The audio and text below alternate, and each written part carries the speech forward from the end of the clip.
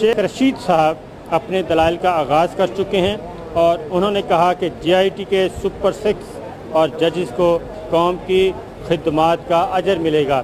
ये शेख रशीद साहब ने अपने इन गुफ्तगू से इस जुमले से आगाज़ किया है और उन्होंने कहा है कि इंशाअल्लाह इंसाफ जो है वो जीतेगा और पाकिस्तान कामयाब होगा। और हर किसी के पीछे एक फेस होता है, इस केस के पीछे जो नवाज शरीफ का फेस है और किसी का नहीं।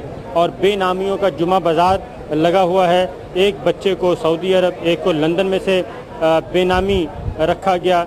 JIT के बाद अब केस में क्या रह गया है, शेख रशीद साहब ने कहा, यानी उन्होंने भी यही कहा कि JIT की रिपोर्ट को पर अमल किया जाए और जल्दी से जल्दी जो है इनका केस भेजा जाए।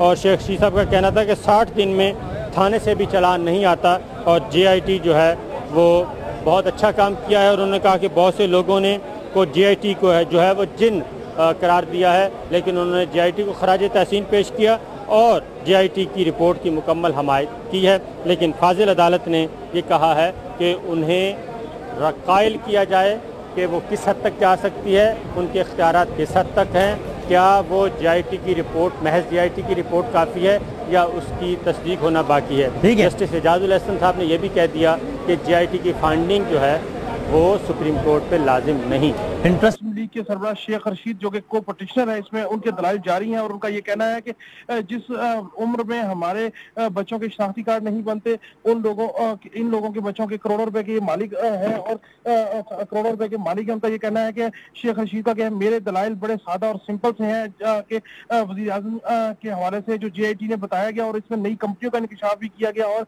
मरियम बीबी की जो है वो कंपनी की मलकियत भी बताई गई है। इसके अलावा शेख रशीद का ये कहना था कि मेरे शहर के लोग फैसले के इंतजार में सो नहीं रहे, नींद की गोलियां सबसे ज्यादा फरोख्त हो रही हैं। PM ने 2010 से 2013 तक चौधरी शुगर मिल से तनख्वाह वसूल की। उनका ये भी कहना था जो शख्स अपने खालों को पहचानने में 2.5 घंटे लगाए उसका मुआयना किया जाए। JIT की रिपोर्ट पर PM एतराज करते हैं तो हमें इसका जवाब देने का मौका दिया जाए। शेख रशीद ने ऐसा कहा। PM सिर्फ 5,000 रुपए टैक्स देता रहा, कैप्टन सफ्तर 1,500 रियाल लेते रहे। 2013 तक हुसैन और हसन नवाज का कोई कारोबार ना था, इंडस्ट्री व दौलत इक़्तिदार के बाद बनाई गई।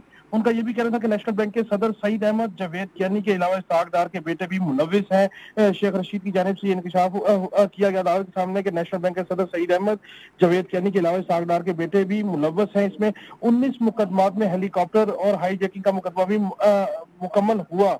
उनका ये कहना था कि संजीदगी से लिया जाए, ये सादिक और अमीन का मुकम्मल केस है, इनको नाहल किया जाए। शेख रशीद की जानिब से भी वही आर्गूमेंट आया सामने जो जमात इस्लामी के वकील की जानिब से दिया गया कि सादिक और अमीन के ऊपर जो कि वज़ीर आज़म पूरे नहीं उतरते, इनको नाहल करार दिया जाए, इनको मुजरिमाना मुकदमे में जेल भेजा जाए। अगर नैब को रेफरेंस भेजा जाता है तो भी वहाँ JIT बनाई जाए। उन्होंने ये भी कहा कि अगर इन पर अगर नैब को रेफरेंस भेजना है तो वहाँ पर भी JIT तर्ज पर एक JIT बनाई जाए ताकि वो इसको स्पीड अप तरीके से ट्रायल कर सके। और शेख रशीद की ये भी बात थी कि अगर हुकूमत की जानिब से कोई JIT के ऊपर एतराज़ात आते हैं या जवाब आता है तो उसके ऊपर जिरा करने का भी मौका दिया जाए। जी।